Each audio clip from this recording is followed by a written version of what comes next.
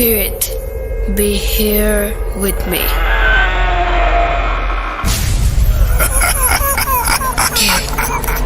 কে তুমি?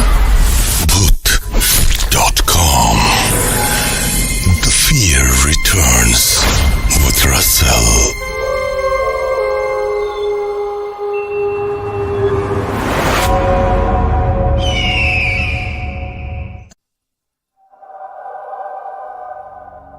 আমি শুরুতে জানিয়ে দিই আমাদের ইমেল অ্যাড্রেস। আমাদের ইমেল অ্যাড্রেস হচ্ছে russell.bhoot.com@gmail.com।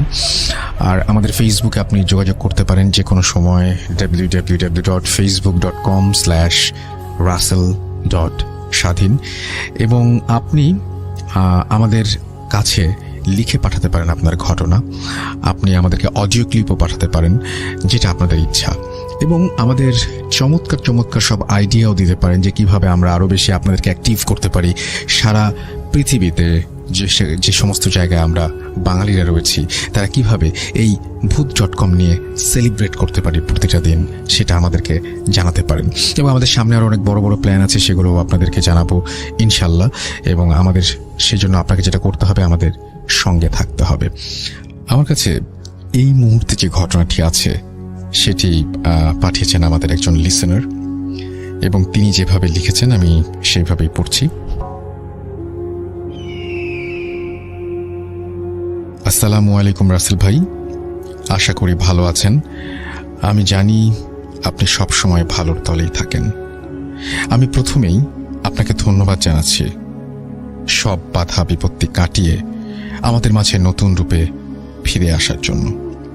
আমি ফেরদৌস হাসান মানিক, আমার বাড়ি পিরোজপুর জেলার নাজিরপুর উপজেলার শাখারিকাঠি ইউনিয়নের বুড়িখালী গ্রামে। তারপরে তিনি তার ফোন নাম্বার শেয়ার করেছেন। এরপর তিনি বলছেন, আমি প্রথমেই অনুরোধ করছি রাসেল ভাই, আমার ঘটনাটি যদি প্রচারের জন্য বেছে নেন, আমাকে দয়া করে বিষয়টি আগে অবগত করবেন। আমি অলরেডি আপনাকে জানিয়ে দিয়েছি। তারপর তিনি লিখছেন, রাসেল ভাই, আমি 2012 সাল থেকেই আমি বিভিন্ন সময় বিভিন্ন ঘটনা শুনি, এবং তারপরে তিনি বিভিন্ন বর্ণনা দিয়েছেন। এবং তারপরে তিনি লিখছেন, তখন সালটা সম্ভবত 2005, আমি তখন ক্লাস 3-তে। শীতের দিন, জানুয়ারি মাস হবে হয়তো, এবং প্রায় 15 বছর আগের কথা রাসেল ভাই। আমার গ্রাম্য অঞ্চলে তখন সেচের তেমন একটা প্রচলন হয়নি। প্রাকৃতিক নিয়মেই গ্রাম্য অঞ্চলে যারা চাষি, তারা চাষবাস করতেন, এবং ফসলে পানি দিতে হয় এই সময়, আপনি জানেন। এবং এই ফসলে পানি দেয়া একটা নিয়ম মেনে চলতে হয়, যেটাকে আমরা গ্রাম্য ভাষায় বলি গণ। গণটা হচ্ছে অমাবস্যা পূর্ণিমাকে কেন্দ্র করে। ঘটনাটি আমার গ্রামের নজর আলী নামের একজনকে নিয়ে, যিনি মোটামুটি চাষাবাদের সঙ্গে যুক্ত ছিলেন। বয়স আনুমানিক তখন 50 থেকে 55 বছর হবে। দিনের বেলায় গ্রামের খালে পানি পাওয়া না গেলেও অমাবস্যার গণে রাতে খালে পানি আসে, যা ছোট খাল কেটে খেতে উঠানো হয়। তিনি একদিন খেতে পানি উঠানোর জন্য ফজরের আজানের সময় ঘণ্টাখানেক আগে ক্ষেতের উদ্দেশ্যে রওনা হন। বাড়ি থেকে ক্ষেত বেশ খানিকটা দূরে। খাল পাড়ি দিতে ওপারে যেতে যেতে 10-15 মিনিট সময় লাগে। গ্রামের মেঠো পথ, চারিদিকে কুয়াশায় ভরা, হাতে আছে একটি হ্যারিকেন। তার এমন প্রায় অভ্যেস ছিল রাতে খেতে পানি দেওয়ার। তাই সাধারণত রাতে যেতেন খেতে পানি উঠিয়ে, ক্ষেতের পাশে নামাজ পড়ে পানিটাকে আটকিয়ে তারপরে তিনি বাড়ি ফিরতেন সকালে। একদিন হঠাৎ রাতের বেলায় তিনি ক্ষেতের আইল, যেটাকে আমরা গ্রাম্য ভাষায় বলি, সেখানে হ্যারিকেনের আলোতে, আলোটা নিভে যাচ্ছিল, যেন তিনি ঠিক করছিলেন। হঠাৎ তিনি দেখলেন যে আলোটা যতবারই ঠিক করেন ততবারই সেটা বাতাসে নিভে যাচ্ছে, কিন্তু সেখানে কোনো বাতাস নেই। তিনি ভাবছিলেন হ্যারিকেনে হয়তো তেল শেষ। এমন 4-5 বার হবার পর তার ভুলটা ভেঙে গেল। হঠাৎ পেছন থেকে কে একজন গম্ভীর কণ্ঠে বলে ওঠে, নজর, কি করিস? তিনি নিচু অবস্থাতেই উত্তর দিলেন, দেখো না আমি কি করি। আবার একই কণ্ঠস্বর, একই প্রশ্ন ভেসে আসলো তার কানে। তিনি এবার বিরক্ত হয়ে পিছনে ফিরে তাকালেন, কেউ নেই। হ্যারিকেনটা নিভে গেল। তখন তার শরীরের মধ্যে হালকা ঝাঁকুনি দিলে ভয়ে তিনি তাড়াতাড়ি আইল ভেঙে বাড়ি চলে আসেন এবং বউকে পুরো ঘটনাটা খুলে বলেন। বউ বলল, হয়তো তোমার সঙ্গে কেউ মজা করেছে, অনেকেই তো আছে, হয়তো পাশের জমির কেউ হবেন উনি। পরের দিন আবার যথারীতি খেতে গেলেন, কিন্তু সেদিন তিনি আর ফিরলেন না। সকাল যায়, দুপুর আসে, তিনি আর বাড়ি ফিরছেন না। ক্ষেতের পাশেই ইলিয়াস নামে এক লোকের নার্সারি ছিল। উনি গাছে পানি দিতে উঠে হঠাৎ উচ্চ স্বরে চিৎকার দিয়েই অজ্ঞান হয়ে যান। তখন তার চিৎকার শুনে খালের ওপারে বাড়ির লোকজন তাকে ডাকাডাকি শুরু করে, কিন্তু কোনো উত্তর আসছিল না। তখন তার ছোট ভাই খেতে গিয়ে দেখলেন নজর আলীর লাশ, বিভৎস অবস্থা, তার মাথা কাদা মাটির ভেতরে ঢোকানো, ঘাড় ভাঙা অবস্থায়। গ্রামে ঘটনাটি পুরোপুরি জানাজানি হলে সবাই তার বাড়ি থেকে লোকজন নিয়ে এসে লাশটিকে নিয়ে যায় এবং দাফনের ব্যবস্থা করে। ইলিয়াসের সেদিন থেকে জ্বর, 4-5 দিন বিছানায়। ঘটনাটি এখানেই শেষ হলে ভালো হতো, কিন্তু এটা মহামারীর মতো রূপ নিচ্ছিল আস্তে আস্তে। তার কবরটা যেখানে দেয়া হয় বাড়ির পাশের বাগানে, সেই বাগানের পাড়েই ছিল গ্রামের রাস্তা। মরে যাবার 7 দিন পর ওই বাড়ির রুস্তম নামে একজন লোক বাজারে চায়ের দোকান বন্ধ করে ফিরতে ফিরতে রাত প্রায় 12টা বেজে গেছে। ওই দিন যখন সে বাগানের পথ ধরে বাড়ি ঢুকবে, তখনই হঠাৎ চোখে পড়ল কবরের দিকে। সে যা দেখল, সে দেখার জন্য প্রস্তুত ছিল না। সে দেখল সাদা একটা গরু টর্চের আলোয় স্পষ্ট দেখতে পাচ্ছিল কবরের পাশে দাঁড়িয়ে কি যেন খাচ্ছে। টর্চ দিয়ে দেখতে দেখতেই গরুটা উধাও হয়ে গেল। উনি মোটামুটি ভালোই ভয় পেয়ে যান এবং কোনো মতে বাড়িতে এসে জ্ঞান হারিয়ে ফেলেন। তারপর থেকে সন্ধ্যার আগেই বাড়ি ফিরতেন, কিন্তু আরেকদিন হঠাৎ তিনি বাথরুমে যাওয়ার সময় উঠলেন এবং টর্চ নিয়ে তিনি উঠানের কানায় যখন যান, তখন তিনি আবারও একটা অদ্ভুত দৃশ্য দেখেন এবং তাকে সেদিনও অজ্ঞান অবস্থায় ওই বাসার ওখানে পাওয়া যায়। লোকজন জানতে চাইলে তিনি বলেন, বাগান থেকে 10 ফুট উচ্চতা সাদা কাপড় পরা কেউ একজন আমাকে ডেকেছিল। তখন তিনি চিৎকার করার অনেক চেষ্টা করেন। এক পর্যায়ে তিনি সাদা কাপড় পরা ওই অবয়বটা তার কাছে আসতে দেখে, বিভৎস চেহারা দেখে জ্ঞান হারিয়ে ফেলেন। এরপর শুরু হয় কবরের পাশে রাস্তা দিয়ে চলাচলের সময় এই একই ঘটনা, শুধু একজনের সাথে নয়, একে একে সবার সাথে। আমার নিজের কাকাও একদিন প্রচণ্ড ভয় পান। অনেক রাতে বাড়ি ফিরতেন তিনি এবং 5 মিনিটের পথ 2 ঘন্টায় শেষ হতো না এবং তিনি অবাক হয়ে যেতেন। এই কবর ঘিরে এরকম একের পর এক রহস্যজনক ঘটনা ঘটতেই থাকে। সেই রুস্তম আলীর জ্বর হবার পর আস্তে আস্তে কিছুদিন পর তিনি মারা যান। একদিন আমার পরীক্ষা চলাকালীন সময়ে কবরের পাশে থাকা সাঁকো পার হচ্ছিলাম। আমার পেছন দিকে বন্ধু খালে পড়ে যায় এবং মাথা কাদের ভিতরে ঢুকে যায়। পরে হুজুরকে দিয়ে কবর বন্ধ করে দেয়া হয় এবং মিলাদ পড়িয়ে দিলে আস্তে আস্তে ঘটনাটা বন্ধ হয়ে যায়।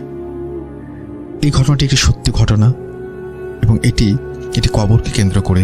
বিশ্বাস না হলে খোঁজ নিয়ে দেখতে পারেন, আমার ঠিকানা দেয়া আছে। যদি ভালো লাগে পড়ে শোনাবেন ঘটনাটি। পড়ে শোনালে আরও ঘটনা পাঠাতে উৎসাহী হব। আমি আপনাদের আবারও বলে দিচ্ছি, ঠিকানাটি আপনারা খোঁজ নিতে পারেন। যিনি লিখেছেন তিনি হচ্ছেন ফেরদৌস হাসান মানিক। তার বাড়ি পিরোজপুর জেলার নাজিরপুর উপজেলার শাখারিকাঠি ইউনিয়নের বুড়িখালি গ্রামে। যদি এই ঘটনার সত্যতা খুঁজে পান, আমিও অপেক্ষায় থাকলাম, আপনারা আমাকে জানিয়ে দেবেন। চলে যাচ্ছি আমাদের পরের ঘটনায়। Spirit, be here with me.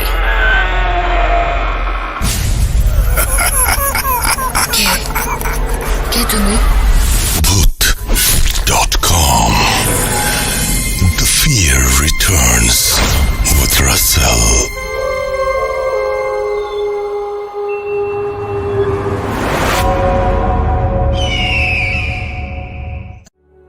আমার সঙ্গে এই মুহূর্তে উপস্থিত আছেন হাফেজ মাইনুদ্দিন সাহেব এবং তাকে আপনারা বিভিন্ন সমস্যার কথা জানান এবং তিনি সেটা সমাধান করেন অনেক সময়, এবং সেটা আমি চেষ্টা করব যে তার সাথে আপনাদের যোগাযোগও করিয়ে দিতে ফেসবুকের মাধ্যমে বা অন্য কোনো মাধ্যমে কোনো একদিন। কিন্তু মুশকিলটা হচ্ছে একটাই, সেটা হচ্ছে উনি ক্যামেরার সামনে কখনো আসতে চান না।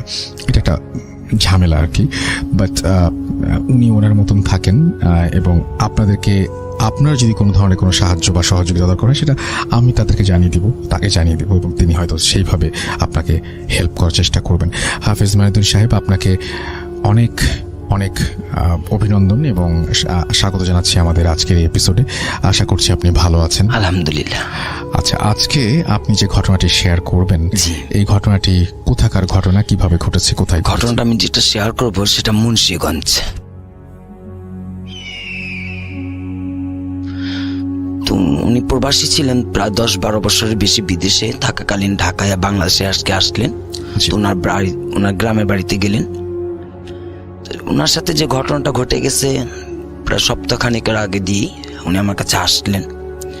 তো উনি যখন নিজ বাড়িতে যান, গ্রামের বাড়িতে, তো সবাই তার ফ্রেন্ড সার্কেল যারা ছিল তারা সবাই মিলে একটু রাত্রেবেলাতেই একটু সবাই আলোচনা করতে লাগলো, আড্ডা দিতে লাগলো। তো এর প্রায় রাত 1:30 বেজে গেছে। তা বাজারের মধ্যে আলোচনা করতে করতে, আড্ডা দিতে দিতে, তো যখন উনি বাড়ি ফিরতেছিলেন, তো উনি বাড়ি ফেরার পথে উনি একা হয়ে গেলেন। সবাইকে যার যা বাড়িতে পৌঁছে দেওয়া হলো, কিন্তু উনি ওনার বাড়িতে যখন আসতেছিলেন, তো বাড়ি ফেরার পথে তার একটি খাল ছিল, পুকুর যেটা ছোটখাটো। উনি ওই খালটা পার হবেন, সেই মুহূর্তে উনি আমাকে বললেন যেটা, যা ওনাকে প্রথমে পেছন থেকে একটা ডাক দেওয়া হয়। সে ডাকটা হচ্ছে, বলতেছে ভাইজান। তো উনি এইটা ভাবলেন যে হয়তো আমি তো গ্রামতে আসলাম, হয়তো আমার পরিচিত কেউ হতে পারে। তো উনি পেছনের দিকে তাকালেন, দেখেন যে না, পেছনে কেউই নেই।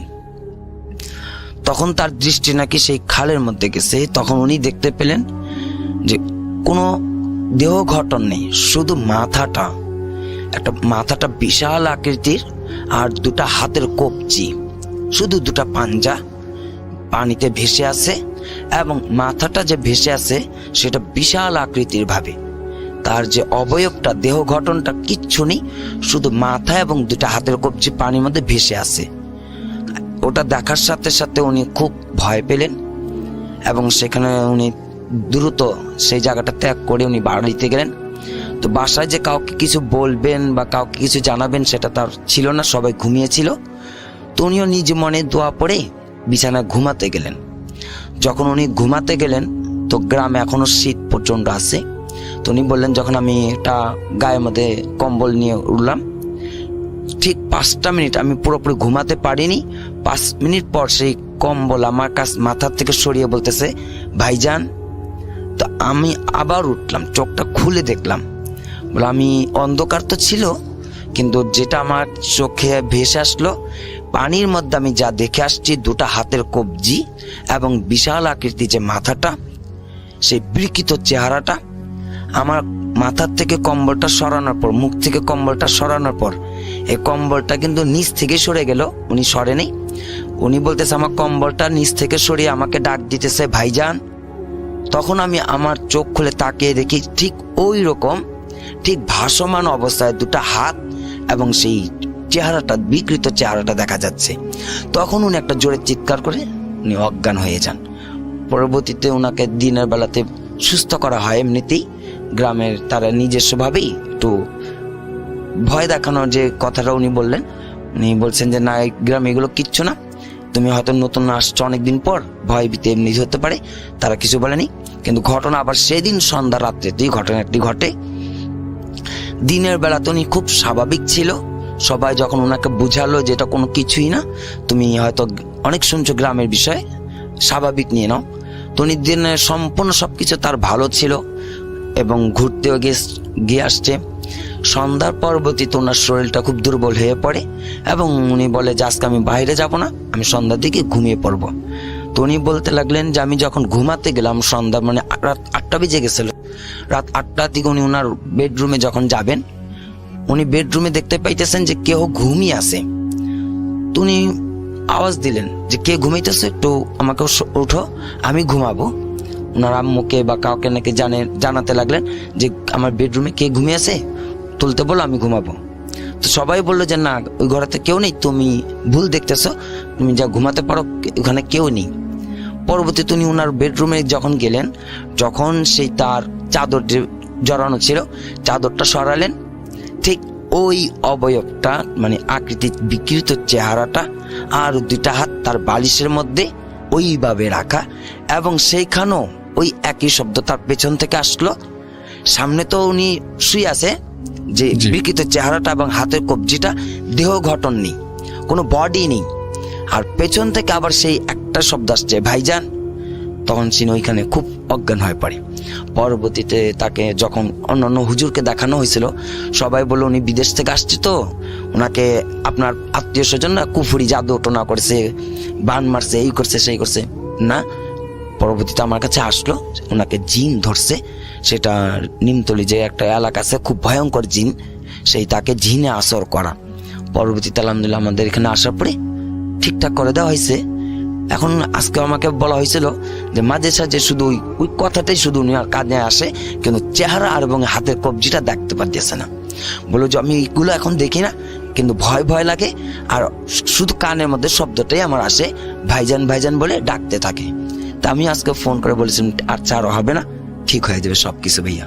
এটাই ওকে, আচ্ছা আমার মনে পড়ে না যে আমি আপনাকে ওখানে এই প্রশ্নটা করেছি কিনা। আপনি অনেক মানুষের ভয় যারা পায় তাদের সমাধান করে দেন এবং অনেক মানুষের ভয় ভাঙান।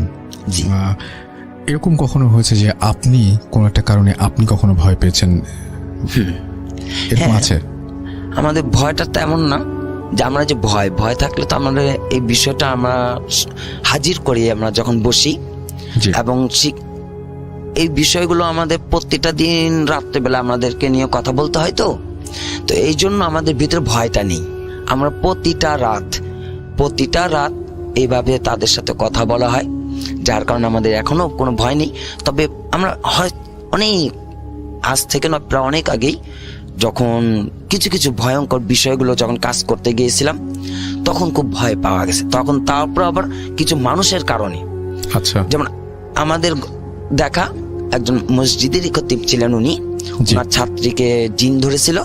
তা আমি যখন কাজ করতেছি, সেই ইমাম সাহেব হুজুর এত ভয় পেয়ে তার মানে একটা লাফ দিয়ে সোফা উপরে দাঁড়িয়ে গেছে। তখন আমাদের ভিতরে ভয় চলে আসছে যে ওস্তাদজি আপনার কেন এমন হলো? তো বললো না না না, আমি না ভয় পেয়ে গেছিলাম, কারণ আসছে তো আমার চোখে ধরা পড়ে গেছে। আমি একদমই মানে তখন আমিও ভয় পেয়েছিলাম। মানে প্রশ্নটা হয়তো খুব অন্যরকম লাগতে পারে, তারপরে করি। সেটা হচ্ছে যে এরকম কখনো হয়েছে যে আপনি আসলে যাকে হাজির করতে চেয়েছেন সে হাজির না হয়ে অন্য একজন আপনার সামনে হাজির হয়েছে? এরকম কখনো হয়েছে? এরকম হয় না? আচ্ছা, তখন কি করেন? হ্যাঁ, সেটা আমি আরেকটু বিষয় বলি। মিরপুর 12.5 কালসি, ওখানে একটা জিন আছেন আব্দুল্লাহ করে নাম। আমি ওনাকে ডাকতেছিলাম। জি, আমরা মানে আমি খুব অদ্ভুত লাগছে যে আমি হয়তো বলবো যে ওই যে আমাদের ভূত.com এ আমাদের যে সাউন্ড করেন না শাকের ভাই, আপনি ওইভাবে বললেন আছে না আব্দুল্লাহ, মানে এরকম মানে খুব নর্মাল ব্যাপার জিন। তো সেখানে হচ্ছে আব্দুল্লাহ, উনি একজন খুব বড় আলেম, 250 ভাষা কথা জানে। উনি ভারত চলে যাবেন, কারণ ওইখানে একটু সমস্যা ছিল। তো সেই জিনটাকে যখন আমাদের রাত্রে বসে ডাকতেছিলাম আমাদের এলিমের জন্য, কিছু শিক্ষাবার জন্য, তো আমরা খুব বারবার স্মরণ করতেছি, আপনি আসেন, আমাদের খুবই প্রয়োজন, আপনাকে আমার দরকার। আসছে অন্য একটা জিন। তো উনি সে বলতেছে যে না, উনি তো আসতে পারবে না। তো আমি বললাম আমি তো আপনাকে খুঁজিনি, আমি তো আপনাকে তালাশ করিনি, আপনি কেন আসছেন? বলছে আমাকে দিও তুমি সব। বললাম না। তো এই যে জিনটা আসছিল, উনি ওনার মতো আলেম ছিলেন না এবং ভালো ছিলেন না। উনি এসে আমাদের একটা লোককে একটা ক্ষতি করে গেছিল। উনি একটু বদমেজাজি ছিলেন। তো ওনাকে যখন বললাম তোমার লাগবে না, তুমি চলে যাও, আমরা আব্দুল্লাহকে খুঁজতেছি, আমরা সেই সম্মানী যিনি আলেম আছেন, উনাকে আমাদের অনেক কিছু প্রশ্ন করতে হবে, উনাকে দরকার। আমরা এই কথাটা কেন বললাম? আর আমি বিশেষভাবে একটা জিনিস লক্ষ্য করেছি, জিনদের ভিতরে প্রচুর অহংকার, অর্থাৎ কিছু কথা বলবো তাদের প্রচুর অহংকার এবং মেজাজ খুবই চড়া থাকে। একটু 19 বিশ হলেই কাউকে না কাউকে আঘাত করেই যায়। ওই আমি যখন ওনাকে ডাকলাম, তার ছোট একটা বাচ্চাকে এবং একটা মানুষটাকে মানে আঘাত করে গেছে। আজও পর্যন্ত সে ভুক্তভোগী চলতেছে। এখন ডাকলে সে আর আসে না। আচ্ছা, এখন আসে না। আব্দুল্লাহ পর আসছিল, কিন্তু আমরা সমাধান পাইনি। অনেক ধন্যবাদ আপনাকে আমাদের সাথে এই ঘটনা শেয়ার করার জন্য, এবং আশা করছি যে আপনাদেরও ভালো লেগেছে এবং কেমন লাগলো সেটা অবশ্যই আমাদেরকে জানাবেন। আমি সবচেয়ে বেশি আপনার সাথে কানেক্টেড থাকবো ইমেইলের মাধ্যমে, তাই আরও একবার মনে করিয়ে দিতে চাই আমাদের ইমেল অ্যাড্রেসটা। আমাদের ইমেল অ্যাড্রেস হচ্ছে russell.bhuth.com@gmail.com। স্পেলিংটা হচ্ছে russell.bhuth.com, এবং আপনারা যত সন্দেহই করেন না কেন, এই অ্যাড্রেসে যদি আপনি আমাকে ইমেল পাঠান তাহলে ভুল হওয়ার কোনো সম্ভাবনা নেই। সুতরাং আপনি চাইলেই এখানে কিন্তু আমাদের ইমেল পাঠিয়ে দিতে পারেন। সো দ্যাটস ইট, আমরা চলে যাব আমাদের পরবর্তী ঘটনায়। থ্যাংক ইউ, আপনাকে অনেক ধন্যবাদ মঈনুদ্দিন ভাই। Spirit, be here with me.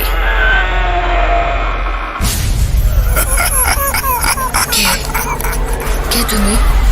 Bhuth.com. The fear returns with Russell.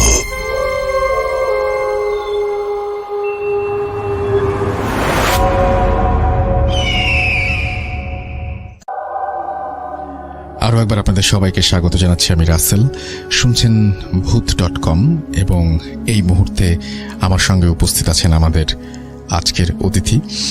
আর তার একটা ঘটনা তো আপনাদের অবশ্যই শোনাবো, তবে তার আগে যেটা জানাতে চাই সেটা হচ্ছে আমাদের ইমেল অ্যাড্রেসটা আরও একবার মনে করিয়ে দিতে চাই। আমাদের ইমেল অ্যাড্রেস হচ্ছে russell.bhuth.com@gmail.com। এই অ্যাড্রেসে আপনার নাম, ঠিকানা এবং ফোন নাম্বার সহ আপনার জীবনে ঘটে যাওয়া বা আপনার জানা সেরা ঘটনা লিখে পাঠিয়ে দিন আমাদের কাছে। ঘটনার শুরুতে অবশ্যই উল্লেখ করুন যে ঘটনাটি আপনি স্টুডিওতে এসে শেয়ার করতে চান, নাকি আপনি চান আপনার ঘটনা আমরা পড়ে শোনাই। যারা দেশের বাইরে রয়েছেন তারা সরাসরি অডিও ক্লিপ পাঠাতে পারেন বা লিখেও পাঠাতে পারেন ঘটনাটি। আর আমার সাথে এই মুহূর্তে এই স্টুডিওতে যেই অতিথি উপস্থিত আছেন তার সাথে চলুন একটু পরিচিত হই। আপনার নামটা প্লিজ একটু বলবেন, আপনি কোথা থেকে এসেছেন? আমার নাম মোহাম্মদ সানি, আমি আসছি উত্তরা থেকে, আমার গ্রামের বাড়ি বরিশালে। ওকে, তো আপনার ঘটনায় চলে যাই। আমার ঘটনাটা 2003 সালে, তখন আমি ক্লাস 3-তে পড়ি। আমার গ্রামের বাড়ি বরিশালেই, ওখানেই ঘটনাটা আমার ফ্যামিলির সাথে। তখন আমার একটা ছোট ভাই ছিল, আর বলে নেই আমার বাড়িতে অনেকগুলো ঘর, মাঝখানে একটি বড় উঠান, আর বাড়ির পিছনে একটি খালে। ভাইয়ের বয়স তখন কত হবে? তো আমার ভাইয়ের বয়স 2 বছর বা 2.5 বছর এরকম। ওকে। তো আমার ঘরের পাশে একটা ঘর আছে, ওই ঘরে একটা দাদি থাকতো, তার একটা নাতনি আছে। তারা দুজনেই থাকতো। তার ছেলে মেয়ে যারা আছে সবাই। আপনার নিজে দাদি না? না, আমার নিজে তাই না, আমার ঘরের পাশে। জি। তো ওই দাদির ছেলে মেয়ে যারা কেউই থাকতো না, তারা অন্য জায়গায় চাকরি করতো, এইসবতে বাইরেই থাকতো। আর দাদি আর নাতি ওখানেই থাকতো। উনি একটু মানে অন্য টাইপের, মানে সবাই ওনাকে একটু ভয় পাইতো। বলতো যে বাড়িতে যারা ছিল বাচ্চারা, তাদেরকে তার কাছে যেতে নিষেধ করতো সবাই, যে সে একটু তান্ত্রিক টাইপের এরকম কিছুটা। মানে ঝগড়া করতে কেউ যদি বাচ্চারা ওখানে যেত তাহলে নিষেধ করতো, যে বরদোয়া দিবে এরকম কিছু একটা। তো সবাই আর কি ওনাকে সবাই ভয় পাইতো। জি। তো একদিন আমার ছোট ভাই ওই দাদির লাগানো ফল গাছ থেকে পাতা ছিঁড়ে ফেলে। তো তখন এই নিয়ে দাদি অনেক বকাঝকা, গালিগালাজ এগুলো করা শুরু করে আমার আম্মাকে, আমার ছোট ভাইকে। এই সময় আমার একটা দূরসম্পর্কে এক চাচা, সে বাড়িতে হঠাৎ এসে উপস্থিত হয়। সে গালাগালি এগুলো শুনে তারপর দাদিকে উল্টো আরো বেশি গালাগালি করে। সবাই তাকে নিষেধ করছিল যদিও গালাগাল না দেওয়ার জন্য, কারণ সবাই জানে যে সে একটু অন্য টাইপের। তো তারপরও সে অনেক বেশি তাকে বকাঝকা করার পর দাদি এক পর্যায়ে মানে রেগে গিয়ে আমার ভাইকে এরকম একটা বরদোয়া টাইপের বলে যে শেষ হয়ে যাবে ও। তো এর কিছুক্ষণ পর, ঘন্টাখানেক পরে, আমার ছোট ভাইকে পাওয়া যাচ্ছে না খুঁজে। সারা বাড়িতে এদিকে ওদিকে খোঁজ করার পর পাওয়া যাচ্ছিল না। তখন আমাদের বাড়ির পাশে আরেকটা বাড়ি আছে, মানে ওই যে খালের কথা বললাম, ওই খালের ঘাটে ওই বাড়ি থেকে একটা আন্টি ছিল। উনি খালের ঘাটে যাইয়ে দেখে যে আমার ভাইয়ের লাশ ওখানে একটা বাঁশের সাথে বেজে আছে। তখন আর কি সবাই জানাজানি হলো।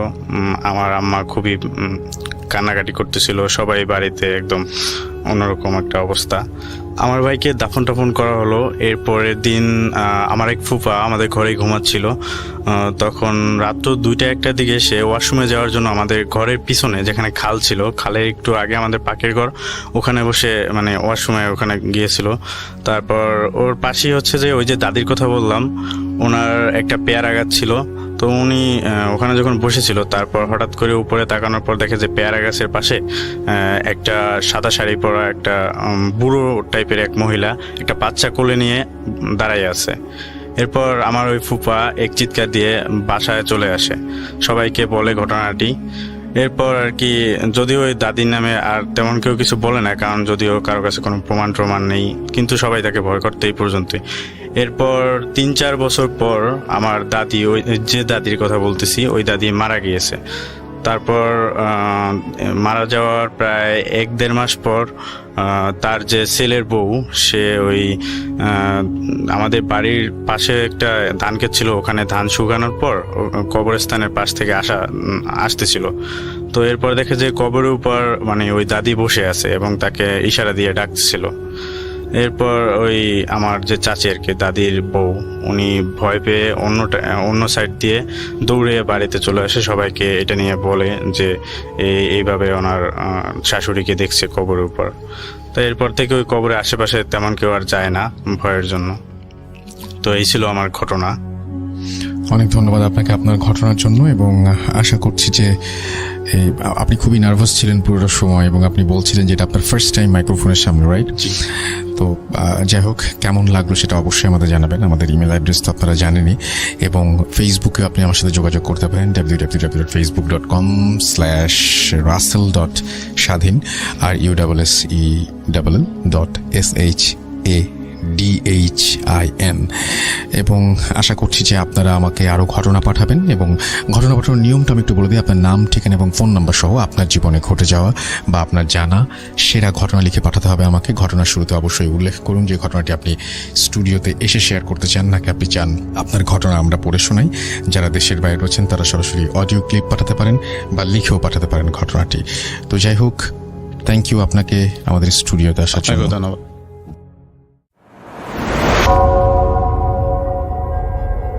Spirit, be here with me.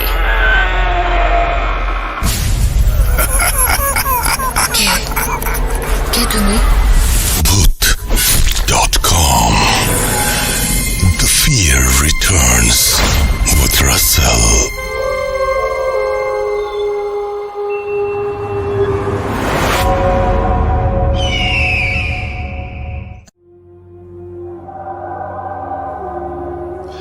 Welcome back, you are listening to Bhoot.com, এবং আমি রাসেল আছি সাথে, এবং আশা করছি পুরোটা সময় আপনি আমাদের সাথে ভালো আছেন এবং এনজয় করছেন Bhoot.com এর প্রতিটি স্টোরি।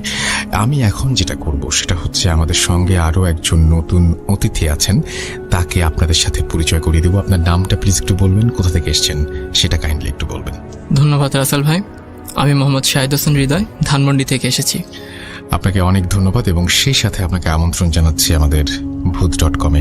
আমি শুরুতে একটু জানিয়ে দিই যে যেমন উনি ধানমন্ডি থেকে এসছেন, আমি শুধু ধানমন্ডি বলবো না, পুরো বাংলাদেশ, পুরো পৃথিবী যে প্রান্তেই আপনি থাকেন না কেন, আপনি কিন্তু কানেক্টেড থাকতে পারেন Bhoot.com-এর সাথে। কিভাবে? আপনার ঘটনা পাঠিয়ে, এবং আমাদের ফেসবুক পেজে আপনি যে কোনো সময় ভিজিট করতে পারেন, আমাদের সাথে ইমেইলে কানেক্টেড থাকতে পারেন। আপনার ঘটনা পাঠাতে আমাদের ইমেল অ্যাড্রেসটা মনে রাখুন। আমাদের ইমেল অ্যাড্রেস হচ্ছে russell.bhoot.com@gmail.com। এখানে আপনার নাম, ঠিকানা এবং ফোন নম্বর সহ আপনার জীবনে ঘটে যাওয়া সেরা ঘটনা লিখে পাঠিয়ে দিন আমাদের কাছে, বা আপনার জানা সেরা ঘটনা লিখে পাঠিয়ে দিন আমাদের কাছে। ঘটনার শুরুতে অবশ্যই উল্লেখ করুন যে ঘটনাটি আপনি স্টুডিওতে এসে শেয়ার করতে চান, নাকি আপনি চান আপনার ঘটনা আমরা পড়ে শোনাই। যারা দেশের বাইরে রয়েছেন তারা সরাসরি অডিও ক্লিপ পাঠাতে পারেন বা লিখেও পাঠাতে পারেন ঘটনাটি। আমি চলে যাব আমাদের পরবর্তী ঘটনায়। শুনি আপনার ঘটনা। ধন্যবাদ রাসেল ভাই। আমি এখন যে গল্পটি বলতে যাচ্ছি সেটি আসলে ছোটবেলায় আমার দেখা একটি ঘটনা। সেটি আপনার নিজের দেখা? জি, আচ্ছা। নিজের দেখা একটি ঘটনা। সেটি ঘটেছিল আপনার পুরান ঢাকা নবাবগঞ্জে। আমি ছোটবেলায় ওখানেই মানে জন্ম নিয়েছি, ওখানেই নবাবগঞ্জে, এবং সেইখানে নবাবগঞ্জ এরিয়ায় নীলাম্বর শাহ রোডে 5 নং নীলাম্বর শাহ রোডে একটি বাসা ছিল, সেখানে আমি ছোট থেকেই থাকতাম। তো বাসাটার গল্পটা বলার আগে আমি বাসার বর্ণনাটা আগে আপনাকে দিতে চাই। মেন রোড দিয়ে ঢুকতেই যে গেটটা ছিল, সেই গেট দিয়ে ঢোকার পরে প্রথমে একটা অ্যাপার্টমেন্ট সিস্টেমের ছিল, 5 তলা অ্যাপার্টমেন্ট।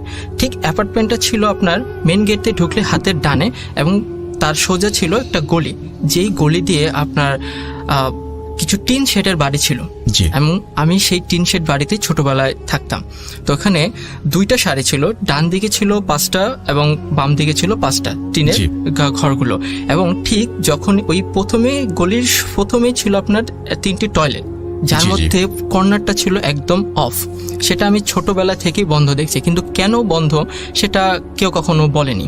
তো 3টে টয়লেট শেষ হওয়ার পরে যে একটি কল ছিল, চাপ কল, সেখানে 10টা ফ্যামিলি ওইখান থেকে পানি নিত। কিন্তু কলের ঠিক এই জায়গাটা সামনের দিকেই ছিল, মানে মাঝামাঝিতে একটি ডাব গাছ, এবং ডাব গাছের সাথে একটা কারখানা ছিল, যেটা আপনার 2 ভাই মিলে, একজন কারখানার অর্ধেকে আপনার ওয়ালেট তৈরি করতো এবং অর্ধেক তৈরি করতো টুপি।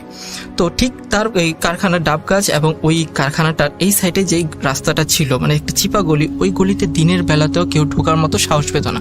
কেন ভাই? কারণ অনেকে বলে যে গলিটা নাকি ভালো না, আচ্ছা। যে যখনই গেছে কখনো ভয় পেয়েছে, রাতের বেলায় উল্টোপাল্টা স্বপ্ন দেখতো, এরকম অনেক কথাই সেখানে প্রচলিত ছিল। এবং যখন পাকিস্তান আমলের আগে ওই জি, যেখানে ব্রিটিশ কারখানাটা ছিল, সেখানে ধরেন আপনার একটা মন্দিরও ছিল। সেটা ওই জি। বাসারই যারা পুরনো ছিল তারা বলেছিল এখানে একটা মন্দির ছিল, দেশ হওয়ার পরে সেগুলো মানে তুলে নিয়ে চলে গেছে, তখন এখান থেকে যে বসবাসের উপযোগী হয়ে ওঠে। তো মেন ঘটনায় আসি, সেই 10টা ফ্যামিলির মধ্যে ডান পাশের মধ্য যে রুমটা ছিল, সেখানে একটা মেয়ে বাস করত, তার নাম ছিল নার্গিস। তো আমরা সবাই তাকে নার্গিস আন্টি বলেই ডাকতাম। তো দেখা যাচ্ছে যখন আমি ক্লাস 3তে পড়ি, এই ঘটনা ঠিক তখন থেকেই শুরু হয়। আমি একদিন স্কুল থেকে যখন আসি, দুপুর 2টা বাজে, তখন দেখি আন্টি ঠিক দৌড়ে যে কর্নারের বন্ধ বাথরুমটা ছিল, তার পাশে একটা পাইপ ছিল, পাইপটা বেয়ে সে ওখানে যে টিনের যে ছাদগুলো থাকে সেখানে উঠে যাচ্ছে। তো আমি প্রথমে একটু ভয় পেলাম, কি ব্যাপার, উনি উঠে যাচ্ছে আর এভাবে বেয়ে বেয়ে কিভাবে উঠে যাচ্ছে? পাইপটা উঠতে গেলেও কিন্তু একটু ধরে সেইভাবে উঠতে হয়, বা এক পা টয়লেটের গেটের এখানে পাড়া লেখে একটা সাপোর্ট দরকার পড়ে, বাট তিনি এমনি এমনি উঠে যাচ্ছেন। তখন আমার না খুব ভয় লাগলো, কারণ তখন আমি এমনিও ছোট, দেখলেই খুব গা শিরশির করে ওঠে। তো ঠিক সেখানে যে কারখানার 2জন ছিল, 2 ভাই, তারা খুবই শক্তিশালী ছিল। তো তারা তাকে টেনে নামানোর চেষ্টা করছে, বাট পারতেছে না। তো 3-4 জন মিলে দেখলাম তাকে টেনে ধরে নিয়ে যাচ্ছে, কিন্তু কেউ তার শক্তিতে কুলিয়ে উঠতে পারছে না। তো জিনিসটা খুব ভয়, সবাই বাড়ির জড়সড় হয়ে গেল, এবং সে এমনভাবে চিৎকার দিচ্ছে, মনে হচ্ছে চিৎকারটা তিনি দিচ্ছেন না। মানে আমি যদি কোনো কথা বলি, আমার পিছন থেকে কেউ যদি আপনার করে সাউন্ড করে, ঠিক সাউন্ডটা ঠিক এইরকম মনে হচ্ছে, একটা অন্যরকম আর্তনাদ চিৎকারের সাথে। তো তখনই আমার আম্মু আমাকে দেখে ধরে নিয়ে বললো যে তুমি রুমের মধ্যে ঢোকো। আমি রুমের মধ্যে ঢুকে গেলাম। তো তাকে নিয়ে রুমের মধ্যে বেঁধে রাখা হলো একটা দড়ি দিয়ে, বাট দড়িটাও পর্যন্ত ছিঁড়ে গেল, এতটুকু তার গায়ে শক্তি। বাসা সবাই খুব ভয় পাচ্ছে, কি হচ্ছে। তো জরিস ছিঁড়ে 2-3 জনকে ধাক্কায় দিয়ে সে আবার বের হয়ে যায়, এবং আবার বের হয়ে ঠিক যে বাথরুমের উপর দিয়ে ছাদে উঠে যেতে লাগলো। তখন যে পারছে সবাই তাকে ধরে টরে নিয়ে এসে পাশের রুম থেকে একটা ছিকল ছিল, যেটা কোরবানির সময় ওই 2 ভাই মিলে গরুটাকে আটকে রাখতো যাতে চুরি টুরি না হয়ে যায়।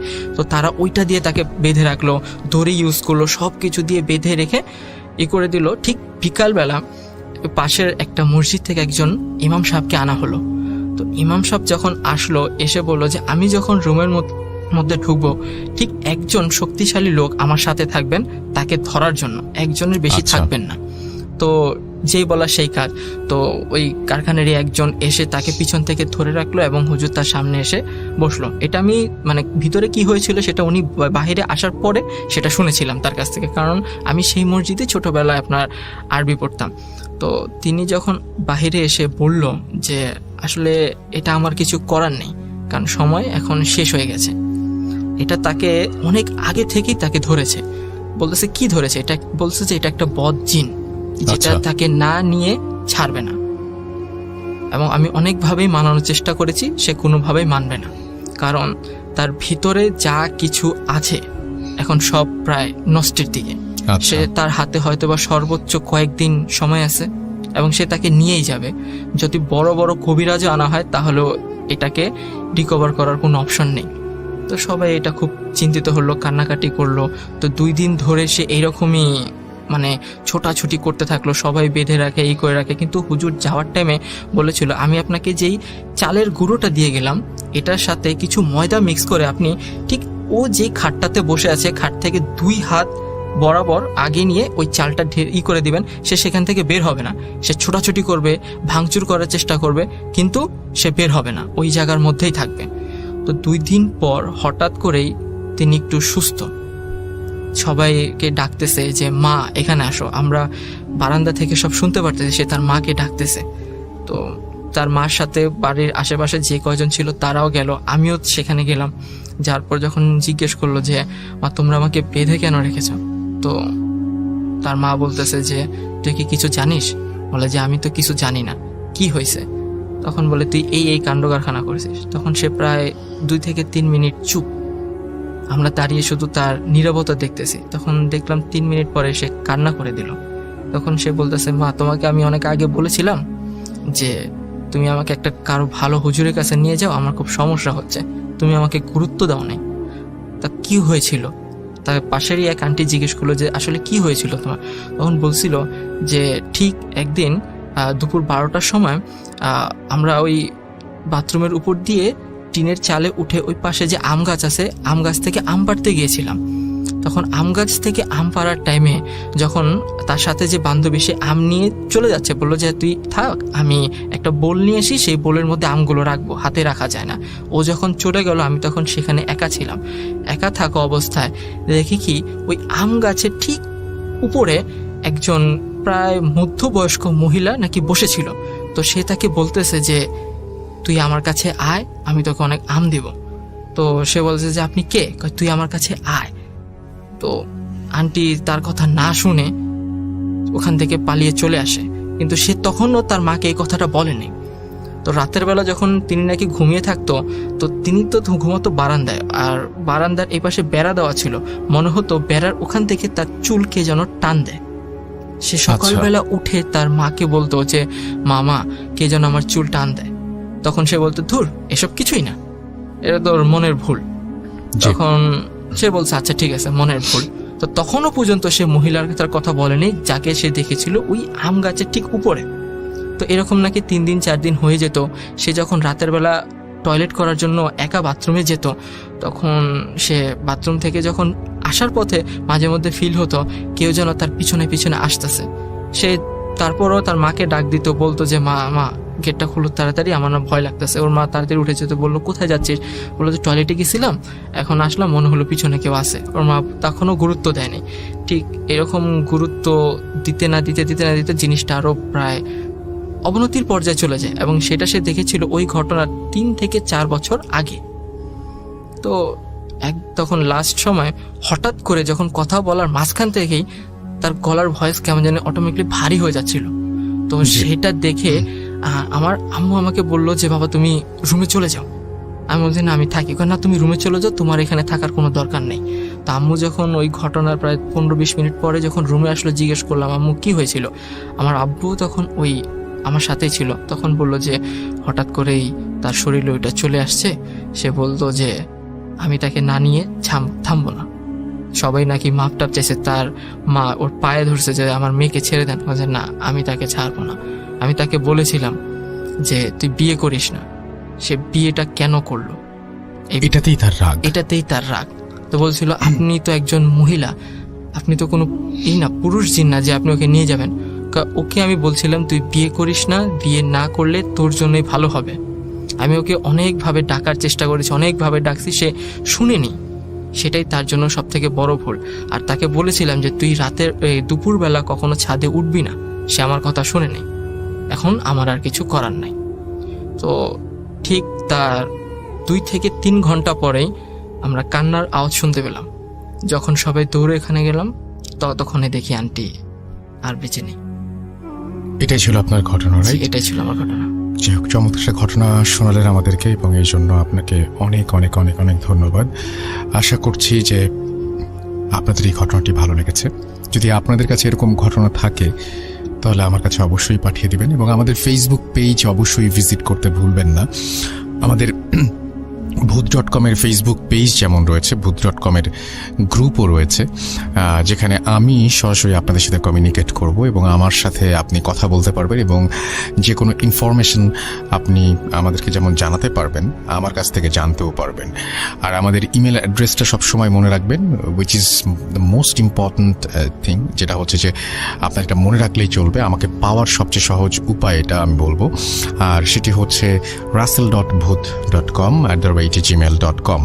অ্যান্ড এইখানে আপনি যদি আমাকে ইমেল পাঠান, আপনার যে কোনো ধরনের, মানে আপনি ফেক পেজে ল্যান্ড করতে পারেন, আপনি ফেক পেজে চলে যেতে পারেন, অনেক ধরনের ঝামেলা হতে পারে। বাট ইমেইলে যখন আপনি আমার সাথে কমিউনিকেট করবেন, তখন এই ইমেলটা শুধুমাত্র আমার কাছে আসবে। সো এটার সাথে আপনার এবং আমার যোগাযোগ করাটা অনেক বেশি সহজ। সো এখানে পাঠিয়ে দিন এবং মেইলগুলো আমি সবসময় নিজে চেক করি। সো আপনাদের জন্য কোনো সমস্যা হবে না। আশা করছি আপনাদের দারুণ দারুণ সব ঘটনা পাবো। আপাতত আপনাকে অনেক ধন্যবাদ আপনার ঘটনার জন্য।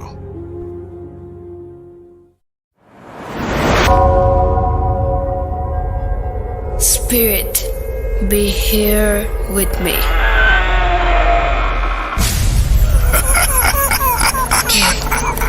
কে তুমি? Booth.com. The fear returns with Russell.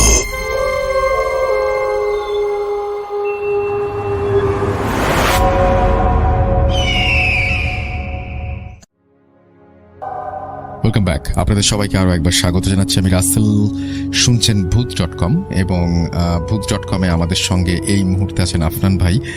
আমরা তার ঘটনা শুনবো, তবে তার আগে জানিয়ে দিই আমাদের ইমেল অ্যাড্রেসটা। আমাদের ইমেল অ্যাড্রেস হচ্ছে russell.booth.com@gmail.com। এখানে আপনার নাম, ঠিকানা এবং ফোন নম্বর সহ আপনার জীবনে ঘটে যাওয়া বা আপনার জানা সেরা ঘটনা লিখে পাঠিয়ে দিন। ঘটনার শুরুতে অবশ্যই উল্লেখ করুন যে ঘটনাটি আপনি স্টুডিওতে এসে শেয়ার করতে চান, নাকি আপনি চান আপনার ঘটনা আমরা পড়ে শোনাই। যারা দেশের বাইরে রয়েছেন তারা সরাসরি অডিও ক্লিপ পাঠাতে পারেন বা লিখেও পাঠাতে পারেন ঘটনাটি। এটা কমপ্লিটলি আপনার ব্যাপার, আপনি কিভাবে ঘটনা পাঠাবেন। আর এখন যেটা করব, আমরা সরাসরি চলে যাব আফনান ভাইয়ের কাছে এবং আফনান ভাইয়ের কাছ থেকে তার ঘটনা শুনবো। থ্যাংক ইউ রাসেল ভাই, আমাকে আবার সুযোগ দেওয়ার জন্য। রাসেল ভাই, এখন যে ঘটনাটা আমি শেয়ার করব, ঘটনাটি এটিও ব্ল্যাক ম্যাজিক রিলেটেড, কিন্তু এটি নর্মাল ব্ল্যাক ম্যাজিক রিলেটেড না। এটা টোটালি একটু ডিফারেন্ট একটা জিনিস, যেটা আমার নিজেরই বিশ্বাস করতে কষ্ট হয়। তো ঘটনাটির সময়টা 88 যে বন্যাটা হয়েছিল এর ঠিক পরবর্তীকালীন সময়। এই ঘটনাটির যে প্লেস সেটি হচ্ছে ফরিদপুর জেলার বোয়ালমারী উপজেলার চাপাধার বিল নামে একটা জায়গা আছে।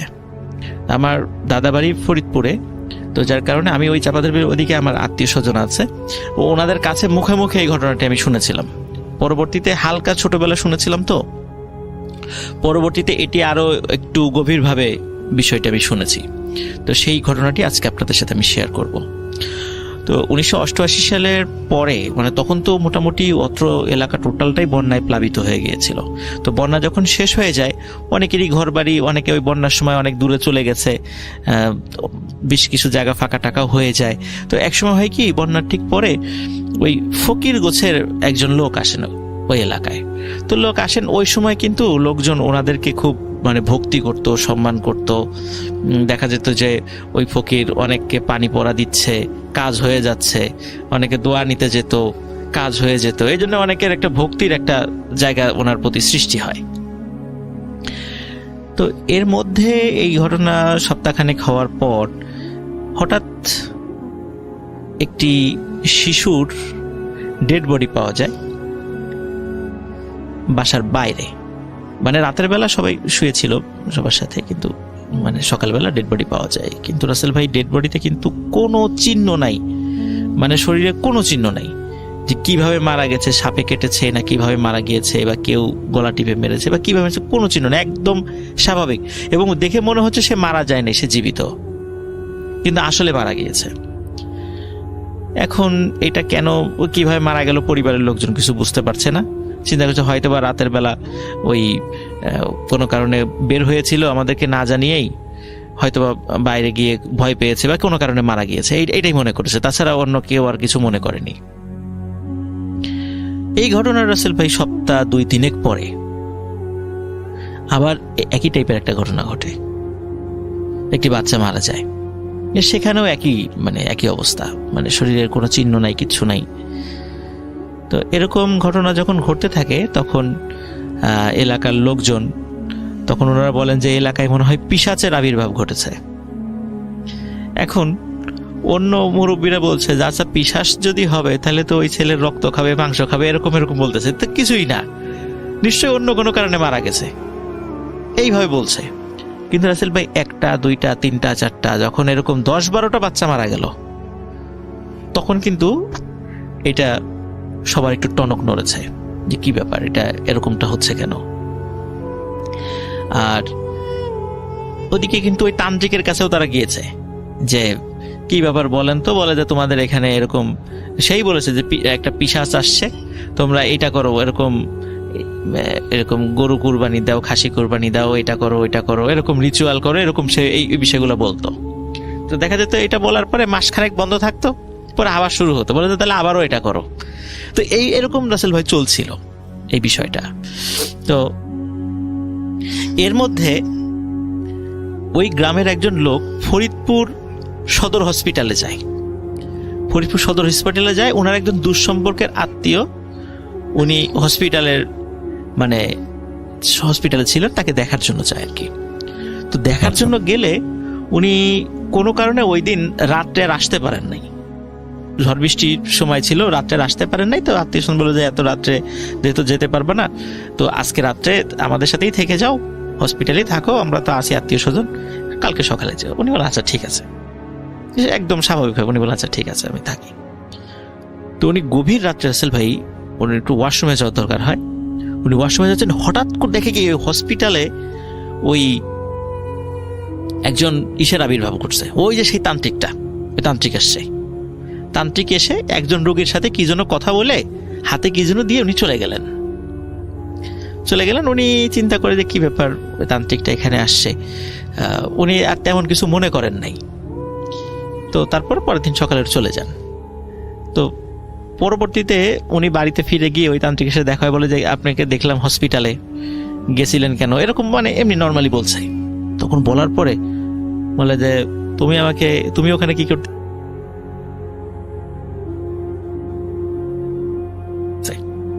এতে করে ওনার মনে একটা সন্দেহ জাগে, কি ব্যাপার। আমি স্বাভাবিকভাবে বলতে পারতো যে গেছিলাম একটা কাজে, বা কোনো আত্মীয় স্বজন ছিল, বা কোনো রোগী দেখতে গিয়েছি, এটা বলতে পারতে। উনি আমাকে পাল্টা এত কোশ্চেন করে কেন, এটা ওনার মনের মধ্যে সন্দেহ যায়। কিন্তু উনি আর এগুলা নিয়ে আর বেশি ঘাটাঘাটি করেন নাই।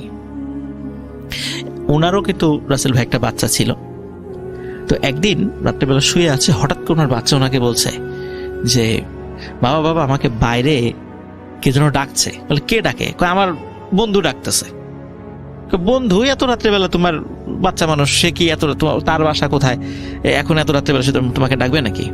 বলে না আমি ডাক শুনতেছি, আমাকে যেতে হবে, যাইতেই হবে। সে কিছুতেই রাখা যায় না ঘরের মধ্যে, জোর করে ঘরের মধ্যে আটকে রেখেছে যে না এত রাতে বাইরে যেতে প্রয়োজন, আমি বাইরে যাচ্ছি, দেখি সে কোথায়। এখন উনি নিজেই দরজা খুলে বাইরে বের হয়ে কাউকে উনি পান না। তখন উনি চিন্তা করেন যে এই নিশ্চয়ই ওই হয়তোবা প্যারানর্মাল কিছু ডাকাডাকি করছে, কিন্তু ওনারা কোনো ডাক শোনেন নাই। প্রথম রাত্রে এরকম হয়, দ্বিতীয় রাত্রে রাসেল ভাই আবার ওই বাচ্চা বলে যে আমাকে ডাকতেছে। তখন বলে যে না বাইরে কেউ ডাকে না, আমরা কেউ কোনো ডাক শুনি না। বলে না ডাকতেছে, আমি বাইরে যাবই। কিছুতেই ধরে রাখা যায় না, উনি নিজেই আবার বাইরে গিয়েছে হারিকেন নিয়ে। ওই সময় তো গ্রামের লোক টর্চ লাইট ওরকম ছিল না, হারিকেন নিয়ে গিয়েছে, কিন্তু বাইরে কাউকে দেখে না।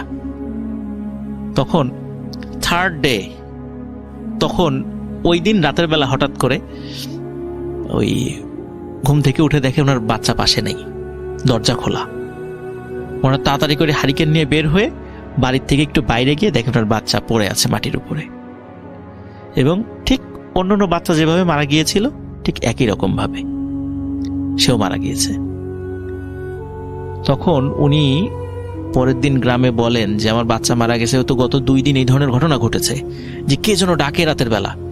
মানে তার ফ্রেন্ড বা তার বন্ধু ডাকে, প্রাইমারি স্কুলের বন্ধু ডাকে। তখন কে হইতে পারে, তার সব প্রাইমারি স্কুলের বন্ধুদেরকে বলে না আমরা তো কেউ এরকম ডাই যায় না, রাতের বেলা যাওয়ার তো প্রশ্নই আসে না, দিনের বেলায় তো যাই না বা খুব কম যাই, রাতের বেলা তো কোনো প্রশ্নই আসে না। এরপর রাসেল ভাই গ্রামের লোকজন যখন একটু সতর্ক হয়ে গেল, তখন অনেকেই রাত্রেবেলায় নিশি ডাক শুনতো এবং বাচ্চাদেরকে বাইরে যেতে দিত না, বলা হতো বাচ্চারা বাইরে গেলেই মারা যাবে। কিন্তু কেন, মানে এই ঘটনাটা কেন ঘটছে এটা কেউ জানতো না, এইটা কেউ রহস্য উদ্ঘাটন করতে পারে নাই। একদিন ওই যে যিনি মানে হসপিটালে একজনকে দেখতে গিয়েছিলেন, দেখতে গিয়ে তান্ত্রিককে দেখেছিলেন, তো ওনার যে আত্মীয় অসুস্থ ছিলেন সেই আত্মীয়র বাড়িতে গিয়েছে। আত্মীয়র বাড়িতে যাওয়ার পরে সুস্থ হয়ে গেছে, বিভিন্ন কথাটা হচ্ছে, কথার একটা পর্যায়ে ওনার আত্মীয় বলেন যে আমার পাশের বেডে না, মানে পাশের রুমের বেডে একজন খুব মানে অসুস্থ রুগী ছিল, তো ডাক্তার বলেছে তার বাঁচার আশা শেষ। এমনি বয়স্ক মানুষ, হঠাৎ রাতারাতি সে সুস্থ। তো অদ্ভুত ব্যাপার, ডাক্তাররাও অবাক যে এরকম হঠাৎ রাতারাতি সুস্থ হয়ে গেল, সে সুস্থ হয়ে বাড়ি চলে গেছে। তাই নাকি? তখন উনি চিন্তা করতেছে কি ব্যাপার, পাশের বেডে আমি তো এরকম তান্ত্রিককে আশা দেখেছিলাম, তান্ত্রিককে কোনো হয়তোবা তাবিজ তাবিজ হয়তোবা করতে পারে, এই জন্য সে সুস্থ হয়ে গেছে, উনি এই বিষয়টা মনে করেছেন। কিন্তু ওনার মনে সন্দেহ যায় নাই, কারণ ওনার বাচ্চা মারা গেছে, ওনার মনে সন্দেহ যায় নাই। তো উনি হসপিটালে গিয়ে, একটু শিক্ষিত লোক ছিল উনি, ওনার ক্লাস 8 পর্যন্ত পড়েছিল আর কি, হসপিটালে গিয়ে উনি বলছিলেন যে অমুক অমুক সময় এই বেডে কে ভর্তি ছিল, তার একটু ঠিকানা দিতে পারবেন? তো হসপিটালের যারা আয়া বা অন্য যারা ছিলেন ওয়ার্ড বয়, তাদের কাছ থেকে ওই লেজার বই দেখে ওই ঠিকানা সংগ্রহ করেছে। ঠিকানা সংগ্রহ করার পরে তার সাথে যায় দেখা করেছে, বলে যে আপনি সুস্থ হয়ে গেলেন কি? দেখুন কিছুতে বলতে চায় না, কিছু একটা বিষয় লুকাতে চান উনি। তখন বলে যে আপনি কি কেন শুনতে চাচ্ছেন? বলে যে আমার একজন লোক অসুস্থ, আমি একটু শুনতে চাচ্ছি আপনি কিভাবে সুস্থ হলেন, মানে কেমনে এটা সম্ভব হলো? তখন বলে যে অমুক গ্রামে একটা মানে কবিরাজ টাইপের আছে, উনি একটা পানি পড়া দিবেন, আপনি সুস্থ হয়ে যাবেন। তখন বলে যে কোন গ্রামের নাম বললেন? দেখে কি যে এইটা সেই চাপাদার বিলের ওই গ্রামটা। তখন উনি খুব অবাক হন, উনি আর কিছু বলেন না, বলে আচ্ছা ঠিক আছে আমি তার কাছে যাব। তো রাসেল ভাই, এর পরে ঘটনা যেটি জানা যায় এবং এটা হাতে নাতে ধরা পড়ে উনি, সেটা হলো উনি রাতের বেলা ওনার কিছু পোষা মানে বন্দি করা কিছু জিনদেরকে দিয়ে বিভিন্ন বাচ্চাদেরকে মানে তার পরিচিত লোকদেরকে দিয়ে ডাক দেয়াতেন। এটা ওই এলাকায় নিশি ডাক বলে। তো ওই বাচ্চারা যখন বের হয়ে আসতো, ওই ডাকটা শুধু বাচ্চারাই শুনতো, অন্য কেউ শুনতো না। তখন যখন বের হয়ে আসতো, সব দিনে কিন্তু না, ওই মানে আপনার অমাবস্যা পূর্ণিমা কিছু তিথি হিসাব করে করে, তখন ওই বাচ্চারা বের হয়ে আসার পরে নাকি উনি ওই বাচ্চার কাছে গিয়ে মাথায় হাত রাখতেন, হাত রাখার সাথে সাথে ওই বাচ্চা মারা যেত। ভয়ঙ্কর ব্যাপার তো এটা, সাথে সাথে মারা যেত। এবং বলা হয়তো যে ওই হাতটা রাখার পরে ওই হাতটা নিয়ে মানে আবার একটা মানে এটা মাটির একটা পাত্রের মতো, ওর ভিতরে পানি থাকতো, ওই হাতটা ওই পানির মধ্যে উনি চুবাইয়ে দিতেন এবং ওই পানিটাই রাসেল ভাই বিভিন্ন লোককে উনি খাওয়াতেন এবং ওই পানিটা খাওয়ার পরে সুস্থ হয়ে যেত লোককে। এখন তাকে যখন ধরা হয়েছে যে তুমি এটা কাজটা কেন করো, তখন সে বলে যে বাচ্চাদের তো অনেক হায়াত থাকে, আমি ওদের আত্মাটা বের করে নিয়ে আসি এবং এইটা ট্রান্সফার করি এইভাবে, এই প্রক্রিয়াতে। তো পরে লোকজন এতটা ক্ষিপ্ত হয়, মানে গ্রামের লোক তো মানে খুব আবেগী, তো ওনারা এতটা ক্ষিপ্ত হন যে ওনাকে ওই বাঁশ দিয়ে পিটিয়ে মেরে ফেলেন ওই তান্ত্রিককে, মানে এতটা, কারণ অনেক লোক মারা গেছে তো এখানে। তো এরপর থেকে রাসেল ভাই ওই ওনার মৃত্যুর পরে ওই নিশি ডাক ওইখানে কেউ শোনা যায় আর কখনো শোনা যায় নাই। এবং বাচ্চা ওই যে অস্বাভাবিক যে মৃত্যুর কথা বলছেন সেরকমও কোনো না উনি ওই তান্ত্রিকের মৃত্যুর পরে এই ধরনের কোনো শোনা যায় নাই। আর রাসেল ভাই এই ঘটনাগুলো বিশ্বাস করা কিন্তু একটু কঠিন, যে আসলে আমি এতক্ষণ ধরে ঠিক এই জিনিসটাই চিন্তা করছিলাম, হ্যাঁ, যে এটা আসলে হয় কিভাবে। কিন্তু আমি রাসেল ভাই ঘটনাটা পরবর্তীতে অ্যানালাইসিস করেছি যে এটা কিন্তু ভারতে এই ধরনের ঘটনার নজির আছে। আমি পরবর্তীতে এইটা নিয়ে অ্যানালাইসিস, ভারতে এই ঘটনার নজির আছে, তারপরে মিশর এবং ওমানে এই ঘটনার নজির আছে, এবং ব্রাজিল এবং আর্জেন্টিনা এবং পেরু এই 3টা দেশে এই ঘটনার নজির আছে, যে এই টাইপের কিছু কথা একদম উপজাতি পর্যায়ে এই ধরনের কিছু কিছু বিষয় ওদের আছে, আদিবাসীদের মধ্যে এই ব্যাপারগুলো হ্যাঁ হ্যাঁ, আদিবাসীদের মধ্যে বলা যায় এই টাইপের কিছু জিনিস আছে, কিন্তু এখন হয়তো বা অনেকে এটা বিশ্বাস করেন না, বা এটা কিভাবে কি হয় এটা বিশ্বাস করেন না। আমার নিজের কাছে এটা বিশ্বাস করতে কষ্ট হয় যে বলা হয় যে কোনো অসুস্থ ব্যক্তিকে যদি ওই পানিটা খাইয়ে দেওয়া হয় উনি সুস্থ হয়ে যাবেন। এইটাই হলো এই চিকিৎসার এই পদ্ধতি, মানে উনি একটা মানুষকে হত্যা করে পরে ওই পানিটা আবার একজন অসুস্থ ব্যক্তিকে খাইয়ে দিবেন এবং উনি সুস্থ হয়ে যাবেন। তো এই পদ্ধতিটা, এটার নাম আমি জানি না রাসেল ভাই, এটা কি পদ্ধতি, আমি নাম উচিত না, একদম বলতে পারি না এটা মানে আসলে। কারণ কি দেখা যাচ্ছে যে ওই তান্ত্রিককে কেউ বলেন সুস্থ করতে, তান্ত্রিক তার মতো করে একটা পানি পরা নিয়ে আসে, কিন্তু উনি তান্ত্রিক যে কিভাবে পানি নিয়ে আসছে এটা কিন্তু ওই রোগীরা জানে না। তো যার কারণে এই বিষয়টা গোপনই ছিল, কিন্তু পরবর্তীতে তান্ত্রিক স্বীকার করেন, স্বীকার করে লোকজন ক্ষিপ্ত হয়ে তাকে মানে গণপিটুনিতেই মানে উনি মারা যান আর কি। এটা ছিল রাসেল ভাই। আপনাকে অনেক ধন্যবাদ আপনার ঘটনার জন্য এবং ভূত.com-এ আসার জন্য আপনাকে অনেক ধন্যবাদ। আপনাকেও রাসেল ভাই অসংখ্য ধন্যবাদ। ভূত.com-এ ইনশাল্লাহ আশা করছি, আশা মানে আল্লাহ যদি হায়াতে রাখেন, সুস্থ রাখেন, ইনশাল্লাহ সবসময়ই আসবো। Thank you so much. Thank you.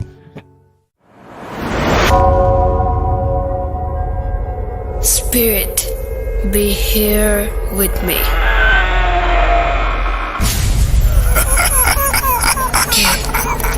কে তুমি? Bhoot.com. The fear returns with Russell.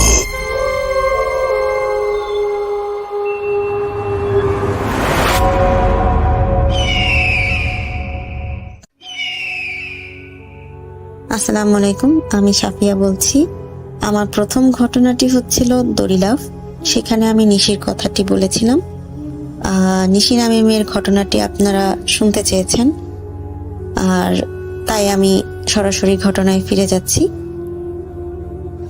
নিশির সাথে আমার পরিচয় হয়, আমরা যে বাসায় ভাড়া থাকতাম সেই বাসার নিচতলায় নিশিরাও ভাড়া থাকতো। ওই ছাদে টুকটাক কথা হতো।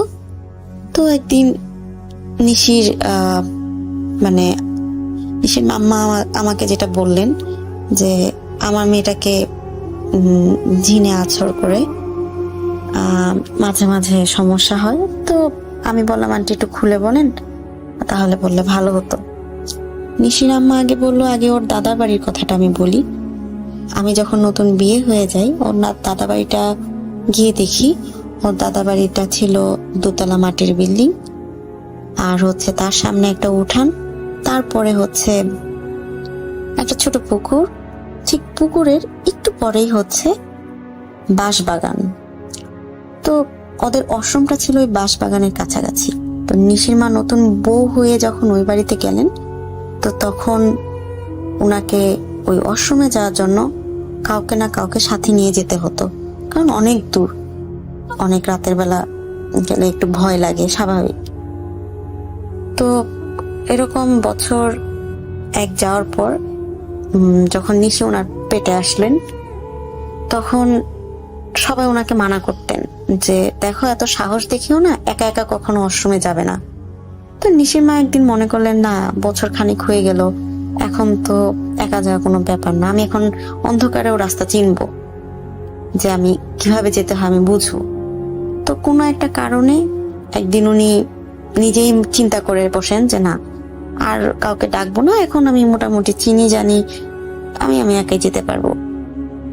যাই হোক, আন্টি হাতে হারিকেন নিয়ে ঠিকই গেলেন, কিন্তু ফেরার পথে হঠাৎ ওনার মনে হলো যে ওনার ঠিক পায়ের কাছ দিয়ে কোনো কালো বিড়াল দৌড়ে গেল।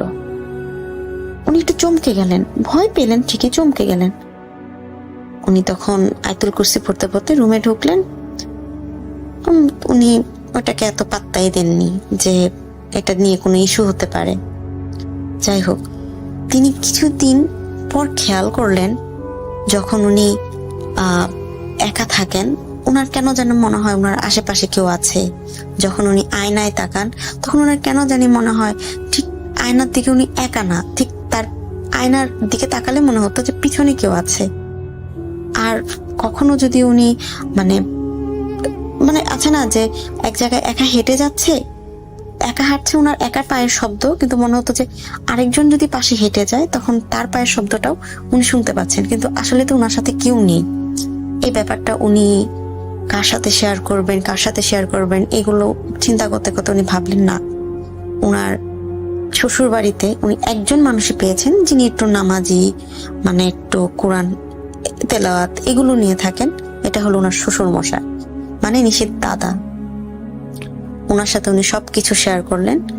তখন নিশির দাদা চিন্তা করলেন যে না, ব্যাপারটা ভালো না, কেমন একটু খারাপের দিকে যাচ্ছে। তো নিশির দাদা দেরি না করে উনি একটা হুজুরের কাছে গেলেন।